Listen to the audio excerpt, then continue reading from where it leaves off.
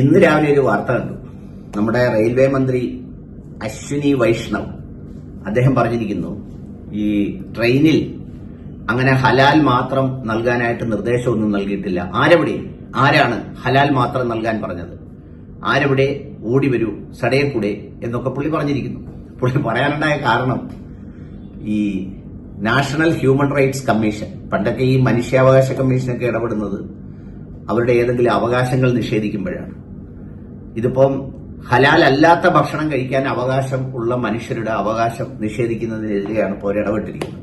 അപ്പൊ ഇത് കേൾക്കുമ്പോൾ ഈ ജാതി മതമൊക്കെ വെച്ച് കഴിഞ്ഞ ദിവസം നമ്മുടെ ചക്കീന ഉണ്ടല്ലോ, ചക്കീന ടി വി ഒക്കെ അടിച്ചു താർക്കുന്നതാണ്. ഇനിയിപ്പോ ഇതെന്തായി തീരും, മറ്റേതാണ് മറിച്ചേതാണ്, ഇനി ഹലാലായ ഭക്ഷണം മാത്രം നമ്മൾ കഴിക്കേണ്ടതില്ല, ഹറാമായത് കഴിക്കാം എന്നൊക്കെ പറഞ്ഞാണ് സംഗതി വന്നിരിക്കുന്നത്.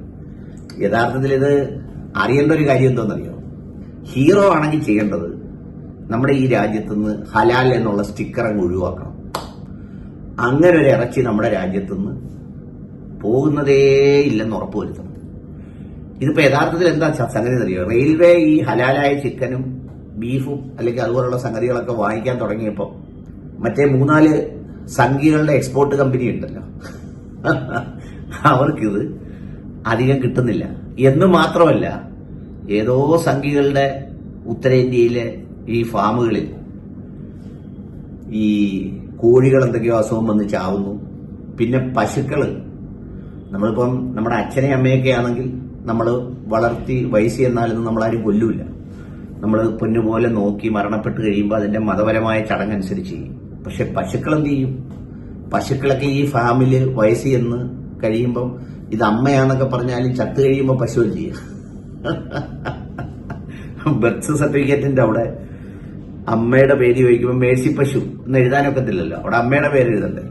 അപ്പൊ ഈ ചാവുന്ന പശുക്കളൊക്കെ ഹലാൽ എന്ന് പറഞ്ഞ് സർട്ടിഫൈ ചെയ്ത് കയറ്റി വിടാൻ പറ്റൂല. അപ്പൊ ഇനി മുതൽ ഇത് ഹലാൽ അല്ലാതാക്കിയാൽ വല്ല അസുഖം വരുന്ന ചാവുന്ന കോഴിയെയോ പശുവിനെയോ അത്തരം സംഗതികളെയൊക്കെ ഇതിനകത്ത് കയറ്റി വിൽക്കാം. ഞാനിപ്പോൾ ട്രെയിനിൽ യാത്ര ചെയ്യുമ്പം വെജ് മതി എന്ന് തീരുമാനിച്ചാൽ, പരമാവധി ട്രെയിൻ യാത്ര 3 ദിവസമോ ഒക്കെ ആണല്ലോ, 3 days. 3 days കഴിഞ്ഞിറങ്ങി പിന്നെ അവന് വേറെ എന്തെങ്കിലും അവന് ഇഷ്ടപ്പെട്ട ഫുഡ് കഴിക്കാമല്ലോ. അപ്പോൾ ഹലാൽ എന്ന് സർട്ടിഫൈ ചെയ്യുന്നത് മറ്റ് രാജ്യങ്ങളിലേക്ക് അയക്കുമ്പോൾ എന്തിനാ? അത് പരിശുദ്ധമായതാണ്, ശുദ്ധിയായതാണ്, അതിൽ വേറെ സംഗതികളൊന്നുമില്ല, അത് ബാക്കി എല്ലാ രാജ്യങ്ങളിലും ചെയ്യുന്നത് പോലെ അറുത്തതാണ്, അല്ലെങ്കിൽ അത്തരം കാര്യങ്ങൾ ചെയ്തതാണെന്നുള്ളതുകൊണ്ടാണല്ലോ ഈ ഹലാൽ അയക്കുന്നത്.